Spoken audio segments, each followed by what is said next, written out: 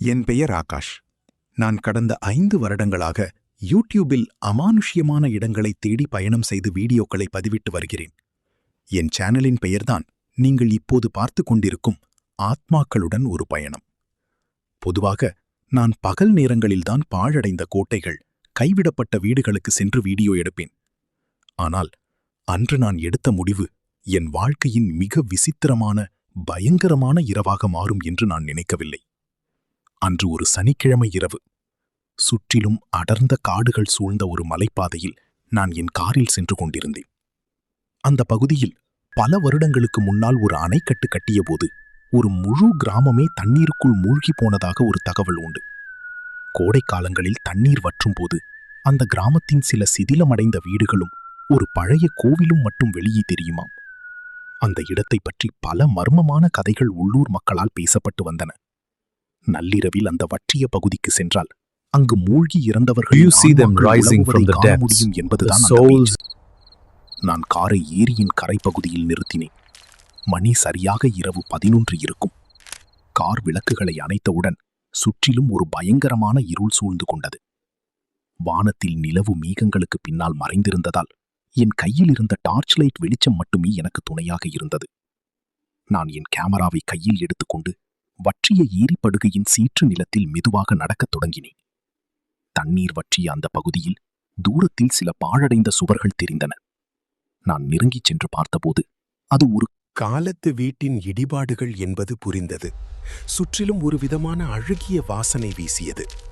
ஏரியின் ஆழமான பகுதி என்பதால் அங்கே காற்று மிகவும் சில்லென்று உடம்பை நடுங்க வைக்கும் வகையில் இருந்தது. நான் கேமராவை ஆன் செய்து என் சப்ஸ்கிரைபர்களுக்காக பேசத் தொடங்கினேன். வணக்கம் நண்பர்களே, இன்று நாம் ஆத்மாக்களுடன் ஒரு பயணம் சேனலில் தண்ணீருக்குள் மூழ்கிய ஒரு மர்மமான கிராமத்தின் ஈடுபாடுகளுக்கு நடுவே நின்று கொண்டிருக்கிறோம். இங்கே நிலவும் அமைதியே ஒருவித பயத்தை உருவாக்குகிறது. இன்று நான் பேசிக் கொண்டிருந்ததே என் காதருகில் ஒரு மெல்லிய சத்தம் கேட்டது. யாரோ தண்ணீருக்குள் நடந்து வருவது போன்ற சலசலப்பு சத்தம் அது. நான் டார்ச் லைட்டை சுழற்றி நாலாபுறமும் அடித்தேன். ஆனால் அங்கே வெறும் காய்ந்த களிமண்ணும் பாறைகளும் மட்டுமே இருந்தன. என் மாயை என்று நினைத்து நான் மேலும் சில அடிகள் முன்னோக்கி நடந்தேன். இப்போது என் முன்னால் அந்த பழைய கோவில் தெரிந்தது. கோவில் கூரை இடிந்து விழுந்து வெறும் தூண்கள் மட்டுமே மொட்டையாக நின்றிருந்தன. கோவிலின் கருவறை என்று கருதப்படும் பகுதிக்குள் நான் நுழைந்தபோது என் கையில் இருந்த டிஜிட்டல் கேமராவின் திரை திடீரென ஆடத் தொடங்கியது. திரையில் கோடுகள் விழுந்து சிக்னல் துண்டிக்கப்படுவது போல அலை பாய்ந்தது. அதே நேரத்தில் என் பின்னால் இருந்து ஒரு குழந்தையின் அழுகுரல் கேட்டது. மிகவும் மெலிதான, ஆனால் இதயத்தை உலுக்கும் ஒரு அழுகை சத்தம் அது. நான் மெதுவாக திரும்பி டார்ச் வெளிச்சத்தை அந்த தூணின் பின்னால் அடித்தேன். அங்கே யாரும் இல்லை. ஆனால் அந்த ஈரமான களிமண் தரையில் சில விசித்திரமான காலடி தடங்கள் தோன்றத் தொடங்கின. ஆம், யாரோ ஒரு நபர் என் முன்னால் நடந்து வருவது போல காலடிகள் மட்டும் தானாக தரையில் பதிந்து கொண்டே வந்தன. அவை நேராக என்னை நோக்கி வந்து கொண்டிருந்தன. பயத்தில் என் கால்கள் பின்வாங்கின. நான் வேகமாக பின்னோக்கி நடந்து கோவிலை விட்டு வெளியே வர முயன்றேன். ஆனால் நான் வந்த பாதை இப்போது முற்றிலும் மாறியிருந்தது போல தோன்றியது. நான் டார்ச் வெளிச்சத்தை அடித்த திசைகளில் எல்லாம் வெறும் பாழடைந்த சுவர்களும் மரங்களின் வேர்களும் மட்டுமே தெரிந்தன. நான் வந்த ஏரியின் கரைப்பகுதி எங்கே இருக்கிறது என்று எனக்கு தெரியவில்லை. திடீரென என் பின்னால் ஒரு குளிர்ந்த காற்று பலமாக வீசியது. யாரோ என் தோள் மீது கை வைப்பது போன்ற ஒரு உணர்வு ஏற்பட்டது. நான் திடுக்கிட்டு திரும்பி பார்த்தபோது அங்கே ஒரு உருவம் நின்று கொண்டிருந்தது.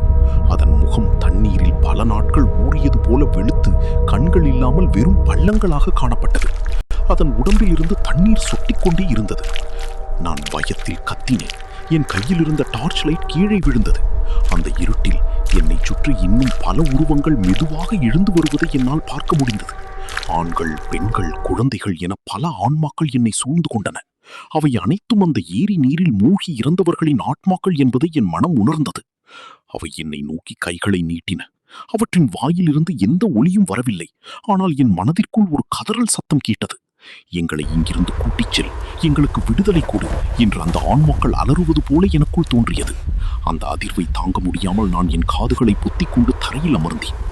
அப்போது தூரத்தில் என் காரின் ஹெட்லைட் வெளிச்சம் திடீரென தானாக ஆனாகி இந்த பாழடைந்த கோவிலின் மீது விழுந்தது. அந்த பிரகாசமான வெளிச்சம் பட்டவுடன் என்னைச் சுற்றி நின்றிருந்த அத்தனை உருவங்களும் காற்றில் கரைவது போல மறைந்து போயின. நான் சற்றும் தாமதிக்காமல் கீழே கிடந்த கேமராவை மட்டும் எடுத்துக்கொண்டு காரின் வெளிச்சத்தை நோக்கி என் முழு பலத்தையும் திரட்டி ஓடினேன். சேற்றில் என் கால்கள் சிக்கினாலும் நான் நிற்காமல் ஓடி என் காரை அடைந்தேன். காரை ஸ்டார்ட் செய்து அந்த இடத்தை விட்டு அதிவேகமாக வெளியேறினேன். மறுநாள் காலையில் நான் என் அறையில் அமர்ந்து கேமரா பதிவுகளை பார்த்தபோது அங்கே எந்த உருவமும் பதிவாகவில்லை.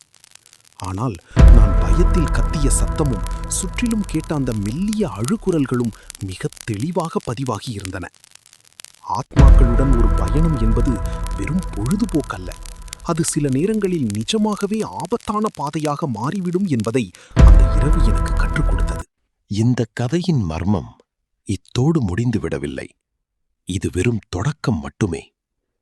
உங்களுக்கு இந்த அமானுஷ்ய பயணம் பிடித்திருந்தால் மறக்காமல் லைக் செய்யுங்கள். இது போன்ற பல மர்மமான உலகங்களை உங்கள் நண்பர்களுக்கும் அறிமுகப்படுத்த உடனே ஷேர் செய்யுங்கள்.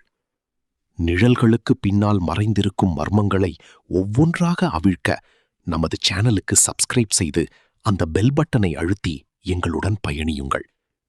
அடுத்த மர்மமான கதையில் சந்திப்போம். அதுவரை ஜாக்கிரதையாக இருங்கள்.